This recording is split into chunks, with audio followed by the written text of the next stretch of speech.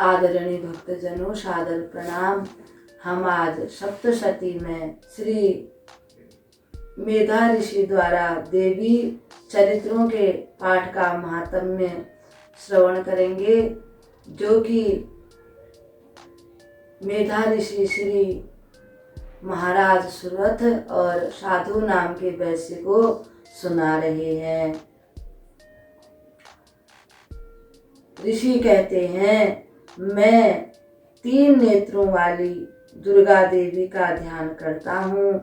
उनके श्री अंगों की प्रभा बिजली के समान है। वे सिंह के कंधे पर बैठी हुई भयंकर प्रतीत होती हैं। हाथ में तलवार और ढाल लिए अनेक कन्याएं उनकी सेवा में खड़ी हैं। वे अपने हाथों में अनेक प्रकार के अस्त्र धारण करती हैं। चक्र, गदा, तलवार, ढाल, बाण, धनुष, पाश और तर्जनी मुद्रा धारण किए हुए हैं। उनका स्वरूप अग्निमय है तथा वे माथे पर चंद्रमा का मुकुट धारण किए हुए हैं। जब इस प्रकार से मेधा ऋषि माता की स्तुति करते हैं तो माता रानी बोलती हैं, हे देवी। देवी बोली, देवताओं, जब एक बार देवताओं ने इस प्रकार से माता रानी की स्तुति की, उसी कथा को देवताओं के द्वारा माता रानी की स्तुति को मेधा ऋषि महाराज सुरथ को सुना रहे हैं। वे कहते हैं कि देवी बोली, देवताओं, जो एकाग्र चित्त होकर प्रतिदिन स्तुतियों द्वारा मेरा पूजन करेगा, उसकी मैं सारी बाधाओं को दूर कर दूंगी। जैसे कि मैंने अभी अभी आपकी समस्त बाधाओं को दूर कर दिया है। जो मधु कैटभ का नाश, महिषासुर का वध तथा शुंभ निशुंभ के संहार के प्रसंग का पाठ करेंगे, अर्थात सुनाएंगे। अष्टमी, चतुर्दशी और नवमी को भी जो एकाग्रचित होकर भक्ति पूर्वक मेरे उत्तम महात्म्य का पाठ करेंगे और दूसरों को भी सुनाएंगे, उनको कोई पाप छू भी नहीं सकेगा। उनके पाप के कारण जैसे कोई आपत्तियां विपत्तियां आ जाती हैं, वो भी नहीं आएंगी। उनके घर में कभी दरिद्रता नहीं आएगी, यानी कि वे हमेशा संपन्न बने रहेंगे। जैसे कभी किसी से किसी का प्रेमी छूट जाता है, माँ से उसका बेटा, बहन से भाई और पत्नी से पति, पति से पत्नी, तो इस प्रकार से भी उनके घर में ऐसा कुछ अपनों का बिछोह नहीं सहना पड़ेगा। इतना ही नहीं, उन्हें शत्रुओं से, लुटेरों से, राजा से, किसी से भी कोई भय नहीं लगेगा। जो एकाग्रचित होकर भक्ति पूर्वक मेरे इस महात्म्य को सदा पढ़ता और सुनता है, वह उसका हर जगह कल्याण ही कल्याण होता है। मेरा महात्म्य महामारी जनित, जैसे कोरोना आदि किसी भी प्रकार की महामारियां आ जाती हैं, अगर रोजाना दुर्गा सप्तशती का जो पाठ करते हैं, उनके घर में ये महामारियां भी नहीं आएंगी। आध्यात्मिक आदि तीनों प्रकार के उत्पातों से उनका घर और वे हमेशा शांत बने रहेंगे, यानी उनके घर में कुछ भी नहीं होगा। मेरे जिस मंदिर में, यानी घर में या मंदिर में, प्रतिदिन विधि पूर्वक मेरे इस महात्म्य का पाठ किया जाता है, उस स्थान को छोड़ करके मैं कभी नहीं जाती। माता रानी देवताओं को कह रही हैं, वहां पर मैं सदा निवास करती हूँ। जो मेरे निमित्त बलिदान का मतलब होता है, कई लोग तो बलिदान का मतलब सोच देते हैं कि बकरी आदि, वो बलिदान नहीं है। बलिदान का मतलब है कुछ देना। अब जैसे कहते हैं ना, देश के लिए हमारे वीर बलिदान हो गए, इसी प्रकार से कुछ कोई चीज माता को समर्पित करने को बलि कहते हैं। जैसे नारियल है, फल है, किसी को कुछ देना उसको कहते हैं बलिदान। होम इत्यादि उसमें जौ तिल से जो कुछ कोई करेगा और मेरे इस चरित्र का पूरा पूरा पाठ करेगा तो मैं उससे बड़ी प्रसन्न होती हूँ। और मैं एक बात तुमको बताना चाहती हूँ, जो साल भर तक मेरी पूजा करेगा, मेरे को तरह तरह के उपहार भेंट करेगा, हवन करेगा, यज्ञ करेगा, जितनी प्रसन्नता साल भर के उस कर्म से मेरे को प्रसन्नता होती है, उतनी प्रसन्नता मुझे इस मेरे महात्म्य का एक बार पाठ करने से, मेरे चरित्र को सुनने से और सुनाने से मिलती है। ऐसा करने से मनुष्य चाहे वह विधि को जानता हो या ना जानता हो, मेरा पाठ करेगा और मेरी पूजा इत्यादि करेगा तो मैं उसको अवश्य ग्रहण करूंगी, सिर्फ वो श्रद्धा और प्रेम से इस काम को करे। जो शरद ऋतु होती है उसमें जो वार्षिक पूजा की जाती है, उस अवसर पर जो भक्ति पूर्वक, भक्ति और श्रद्धा से, चाहे वो उसका ज्ञाता हो या ना हो, अर्थ को समझने वाला हो या ना हो, पाठ करेगा और सुनाएगा तो मैं उससे प्रसन्न हो जाती हूँ।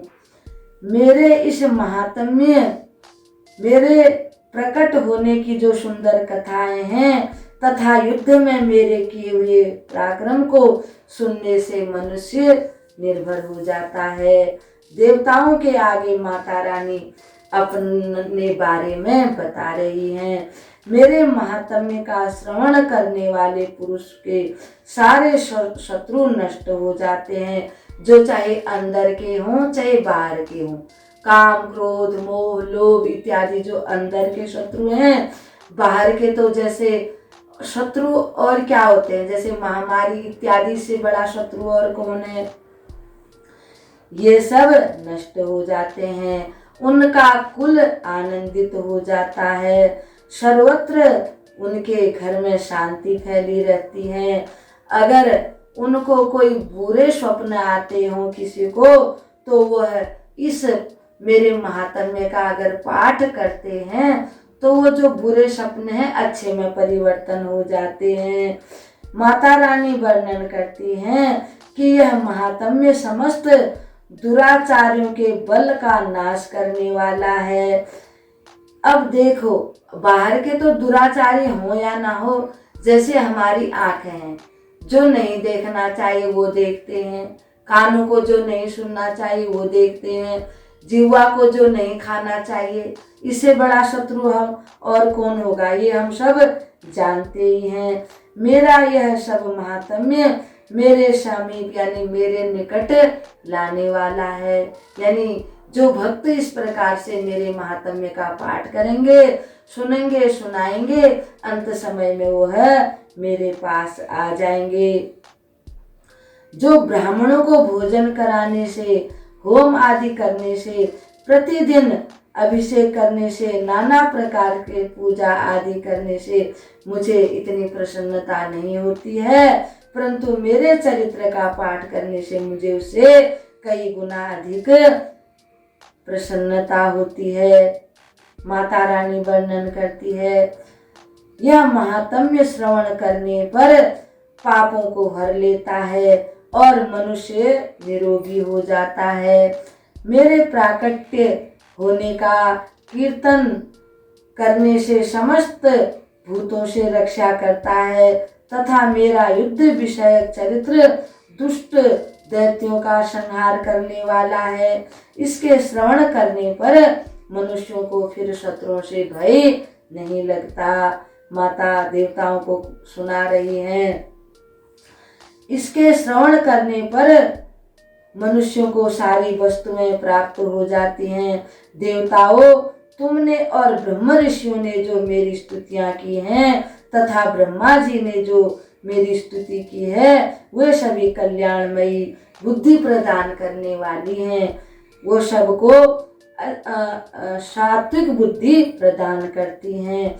वन में सोने मार्ग में अथवा आग लगने पर घिर जाने पर, निर्जन स्थान में लुटेरों के दाव में पड़ जाने पर, या शत्रुओं के पकड़े जाने पर, अथवा जंगल में सिंह, व्याघ्र या जंगली हाथियों के पीछा करने पर, कुपित राजा के आदेश से वध या बंधन के स्थान ले जाए जाने पर, अथवा महासागर में नाव पर बैठने के बाद भारी तूफान से नाव के डगमग होने पर, अथवा हवाई जहाज पर बैठने से उसमें कोई ऐसी आपदा आने पर, अगर जो कोई मेरा भक्त मेरा सुमिरन करके इस पाठ को करता है, उसकी वो उन विपत्तियों से छूट जाता है।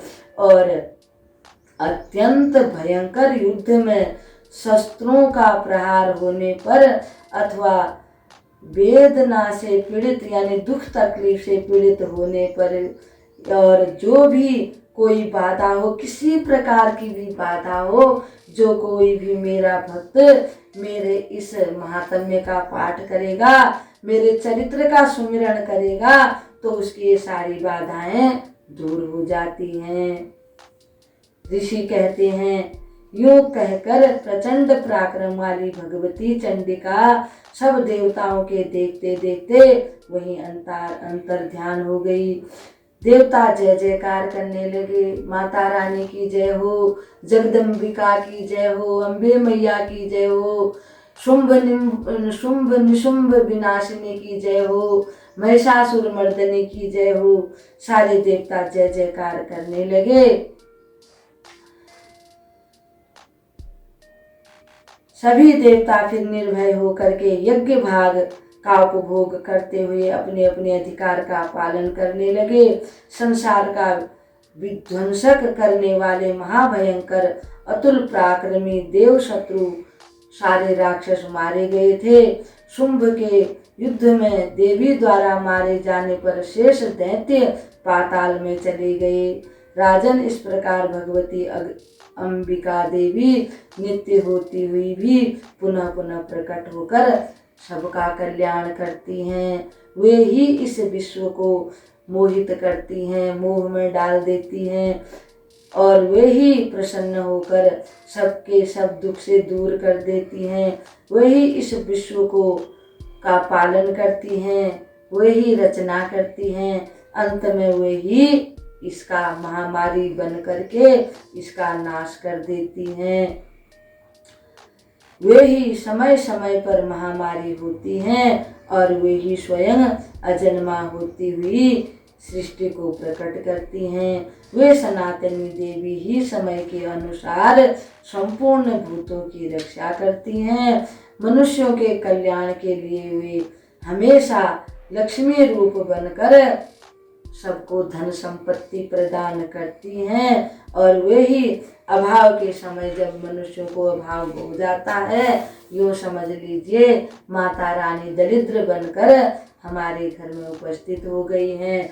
जो कोई भी मनुष्य पुष्प धूप और गंध आदि से माता रानी की पूजा करेगा, देवी महात्म्य की कथा कहेगा, सुनाएगा, उसका हमेशा माता रानी की कृपा से इस संसार में कल्याण होकर अंत में मोक्ष पद को प्राप्त हो जाएगा। इस प्रकार श्री मार्कंडेय पुराण में सावर्णिक मनवंतर की कथा के अंतर्गत माता रानी का 12वां अध्याय पूर्ण हुआ।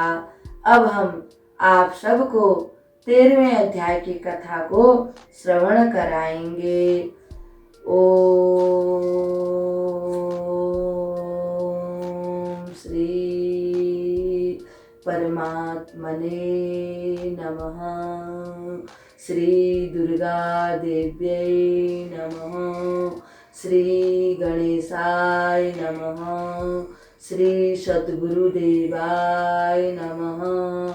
ओम जयंती मंगला काली भद्रकाली कपालिनी दुर्गा क्षमा शिवा धात्री स्वाहा स्वधा नमोस्तुते, स्वाहा स्वधा नमोस्तुते। ॐ नमः दुर्गायै या देवी सर्वभूतेषु मातृरूपेण संस्थिता। नमस्तस्यै नमस्तस्यै नमस्तस्यै नमो नमः। या देवी सर्वभूतेषु वाणीरूपेण संस्थिता। नमस्तस्यै नमस्तस्यै नमस्तस्यै नमो नमः। या देवी सर्वभूतेषु वृत्तिरूपेण संस्थिता। नमस्तस्यै नमस्तस्यै नमस्तस्यै नमो नमः। आदरणीय भक्तजनों, सादर प्रणाम।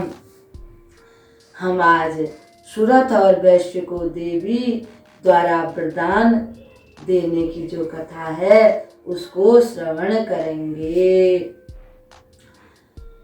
ऋषि कहते हैं, जो उदय काल के सूर्य मंडल की सी कांति धारण करने वाली हैं, जिनके 4 भुजाएं और 3 नेत्र हैं, तथा जो अपने हाथ में अनेक प्रकार के शस्त्र धारण करती हैं, अभय मुद्रा धारण किए हुए हैं, उन शिवा देवी का मैं ध्यान करते हुए उनको प्रणाम करता हूँ। जब महाराज ने पूछा तब ऋषि कहते हैं, राजन, इस प्रकार मैंने तुम्हारे से देवी के उत्तम महात्म्य का वर्णन किया, जो इस जगत को धारण करती हैं। उन देवी का ऐसा ही प्रभाव है, वे ही विद्या हैं, वे ही ज्ञान उत्पन्न करती हैं। भगवान विष्णु की माया स्वरूपा उन भगवती के द्वारा ही तुम और ये वैश्य तथा अन्य विवेकी जन भी मोहित हो जाते हैं, यानी भ्रम में पड़ जाते हैं कि जो किया वो हमने किया, जो हुआ हमारे साथ गलत हुआ, अच्छा हुआ तो हमने किया, बुरा हुआ तो भगवान ने किया, ये उसने किया, ये हमने किया। इसी को मोह कहते हैं। ये तेरा है, ये मेरा है तो सब भगवान का। मनुष्य खाली एक दूसरे को आरोप लगाते रहते हैं। तब ऋषि कहते हैं, ये सब विष्णु भगवान की माया का ही प्रभाव है, मनुष्य नहीं समझ पाता है। इसलिए हम सबको उन महादेवी की ही, उन परमेश्वरी की शरण में जाना चाहिए। उनकी आराधना करने पर वही मनुष्य को भोग मोक्ष आदि सब प्रदान करती हैं, जिसको जो चाहिए। मार्कंडेय जी इस कथा को सुना रहे हैं। एक जगह तो मार्कंडेय जी अपने शिष्यों को कथा सुना रहे हैं, एक जगह पर मुनि मेधा राम महाराज सुरथ और समाधि नाम के वैश्य को सुना रहे हैं। मार्कंडेय जी अपने शिष्यों को कहते हैं, मेधा मुनि के ये वचन सुनकर राजा सुरथ ने उत्तम व्रत का पालन करने वाले उन महाभाग महर्षि की परिक्रमा की और उनको प्रणाम किया। माता रानी का महात्म्य सुनकर, माता की कथा सुनकर अभी प्रसन्न हो गए, उनका मोह जाता रहा, वे माता रानी की तपस्या में लग गए। महाराज ने कहा कि हे ऋषिवर, आपके द्वारा हमारा मोह भंग हो गया है। महामुने, इसलिए विरक्त होकर वे राजा तथा वैश्य तत्काल तपस्या करने के लिए चले गए और वे जगदम्बा के दर्शन के लिए नदी के तट पर रहकर उन दोनों ने एक सुंदर मिट्टी की माता रानी की मूर्ति बनाई और उसकी वह नित्य पूजा करने लगे। धूप दीप आदि से और हवन करने लगे।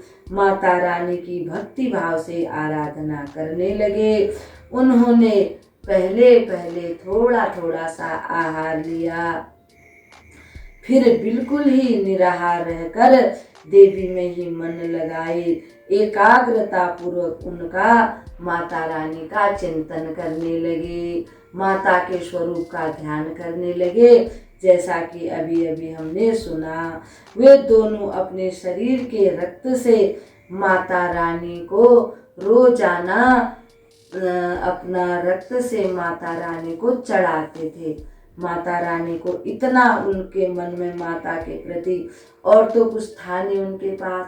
सोचने लगे ये रक्त भी माता का ही दिया हुआ है, इसलिए हमें माता को ही चढ़ा देना चाहिए। लगातार 3 वर्ष तक बड़े संयम पूर्वक उन्होंने माता रानी की आराधना की। इस पर माता प्रसन्न होकर जगत को धारण करने वाली जगदम्बा ने एक दिन उनको प्रत्यक्ष दर्शन दिए। उनके समीप आकर माता बोली, देवी बोली, राजन तथा अपने कुल को आनंदित करने वाले वैश्य, तुम लोग जिस भी वस्तु की अभिलाषा करते हो वह मुझसे मांग लो। आज मैं तुमसे बड़ी प्रसन्न हूँ, तुमको वह सब मैं दूंगी जो तुमको चाहिए। मार्कंडेय जी कहते हैं, जब राजा ने माता रानी को इस प्रकार से कहते हुए सुना, तब उन्होंने कहा, हे माता रानी, आप मुझे यह वरदान दीजिए कि जब मेरा दूसरा जन्म हो तब मैं राजा बनूं और मैं राजा बना ही रहूं, मेरा राज्य किसी प्रकार से भी नष्ट न हो और कोई भी शत्रु बलपूर्वक मेरे राज्य पर आक्रमण न करे और इस समय भी जो मेरा राज्य मुझसे छिन गया है वह मुझको प्राप्त हो जाए, ऐसा मुझे वरदान दीजिए। माता रानी ने कहा, तथास्तु। फिर माँ ने वैश्य से पूछा। वैश्य की जो चित्त था अब वो माता रानी में ही लग गया। वे परम ज्ञानी भी थे। उन्होंने सोचा एक न एक दिन तो राज्य भी जाने वाला ही है, इसलिए जो सत्य है, माता रानी सत्य है, मुझे सत्य का ही अनुसरण करना चाहिए और इस भोग विलास मोह माया में अब नहीं पड़ना चाहिए। उन्होंने माता रानी से कहा, जब माँ ने वर मांगने के लिए कहा, उन्होंने कहा कि मेरे को हे माता रानी, अब आप ज्ञान का उपदेश कीजिए। देवी बोली, राजन, तुम थोड़े ही दिनों में शत्रुओं को मारकर अपना राज्य प्राप्त कर लोगे। अब वहाँ तुम्हारा राज्य स्थिर रहेगा। फिर मृत्यु के पश्चात तुम भगवान विवस्वान सूर्य के अंश से जन्म लेकर इस पृथ्वी पर सावरणिक मनु के नाम से विख्यात हो जाओगे। वैश्यवर, तुमने भी जिस वर को मुझसे प्राप्त करने की इच्छा की है उसे देती हूँ, तुम्हें मोक्ष के लिए ज्ञान प्राप्त होगा। मार्कंडेय जी कहते हैं, इस प्रकार उन दोनों को मनोवांछित वरदान देकर तथा उनके द्वारा भक्ति पूर्वक अपनी स्तुति सुनकर देवी अंबिका तत्काल अंतर ध्यान हो गई। इस तरह देवी से वरदान पाकर क्षत्रियों में श्रेष्ठ सुरथ सूर्य से जन्म ले सावर्णी नामक मनु होंगे। इस प्रकार श्री मार्कंडेय पुराण में सावर्णिक मनवंतर की कथा के अंतर्गत देवी महात्म्य में सुरथ और वैश्य को वरदान नामक 13वां अध्याय यहाँ पर आज संपन्न हो गया। बोल सांचे दरबार की जय। सर्वे भवन्तु सुखिनो, सर्वे सन्तु निरामया, सर्वे भद्राणि पश्यन्तु मा कश्चिद् दुःख भाग भवेत्। अस्तो मा सद्गमय तमसो मा ज्योतिर्गमय मृत्योर्मामृतं गमय। ओम शांति शांति शांति।